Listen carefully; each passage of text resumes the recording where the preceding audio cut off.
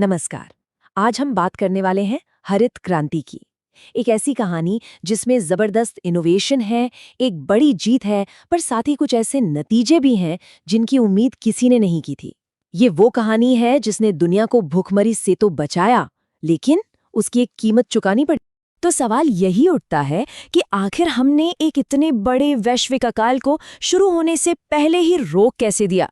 सोचिए, ये कोई छोटी मोटी बात नहीं थी, ये एक बहुत बहुत बड़ी चुनौती थी, और इसका जो हल निकला ना, उसने सच में इतिहास बदल कर रख दिया।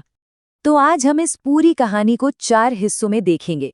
सबसे पहले समझेंगे कि आखिर दुनिया किस मुश्किल में थी, फिर बात करेंगे उस क्रांतिकारी समाधान की, उसके बाद देखेंगे कि उस क्रांति की छिपी हुई कीमत क्या थी, और आखिर में भविष्य की राह क्या हो सकती है।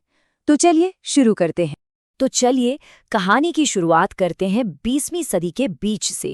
एक ऐसा दौर जब पूरी दुनिया एक बहुत बड़े संकट के मुहाने पर खड़ी थी।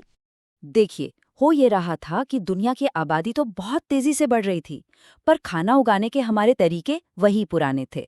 मतलब पेट ज्यादा थे और अनाज कम। ये बिल्कुल एक टिक टिक करते टाइम बॉम्ब जैसा था जो कभी भी फट सकता था। और अगर भारत की बात करें तो 1947 के बाद यहाँ हालात और भी ज्यादा नाजुक थे। सोचिए, एक नए नए आज़ाद हुए देश को अपनी इतनी बड़ी आबादी का पेट भरने के लिए दूसरे देशों पर निर्भर रहना पड़ रहा था। हमें बाहर से अनाज मंगाना पड़ता था। मतलब फूड सिक्योरिटी उस वक्त की सबसे बड़ी राष्ट्रीय चुनौतियों में से एक थी। और ठीक इसी नाउमीदी भरी माहौल के बीच एक ऐसा क्रांतिकारी आइडिया सामने आया जिसने खेल ही पलट दिया, सब कुछ बदल कर रख दिया।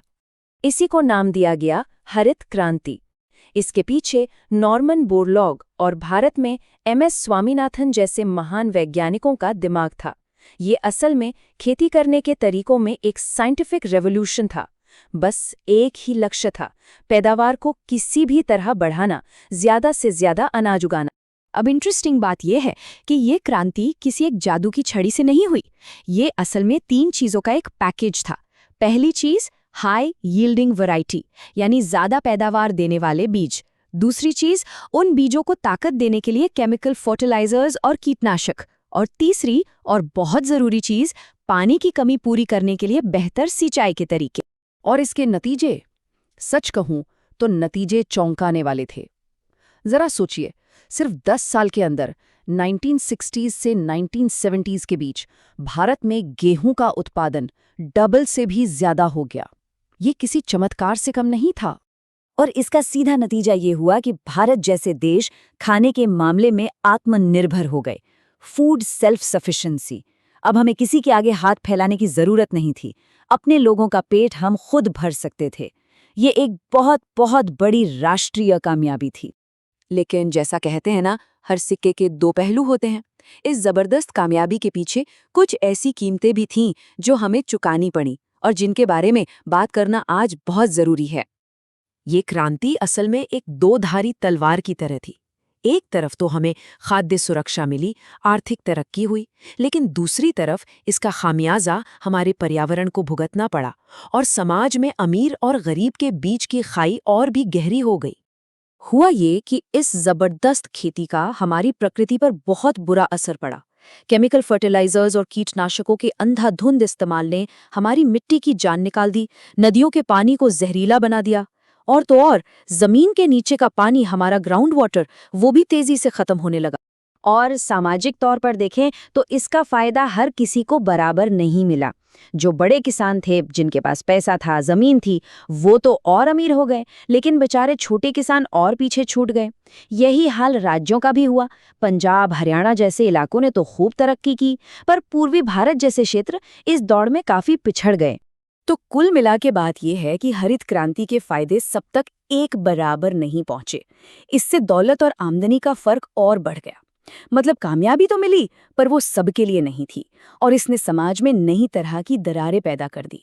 तो अब सवाल उठता है कि आगे क्या? हम अपने अतीत से सीखकर भविष्य को कैसे बेहतर बना सकते हैं? ये साफ है कि आज की जो चुनौतियां हैं, उनके लिए हमें एक नई तरह की क्रांति चाहिए। ये एक बहुत बड़ा सबक है। जो तरीके कल काम आए थे, जरूरी नहीं कि वो आज भी काम आए। पहली हरित क्रांति जरूरी थी, उसने हमें भुखमरी से बचाया, इसमें कोई शक नहीं। लेकिन उसका मॉडल अब भविष्य के लिए सस्टेनेबल नहीं है। हमें एक नए रास्ते की तलाश करनी होगी।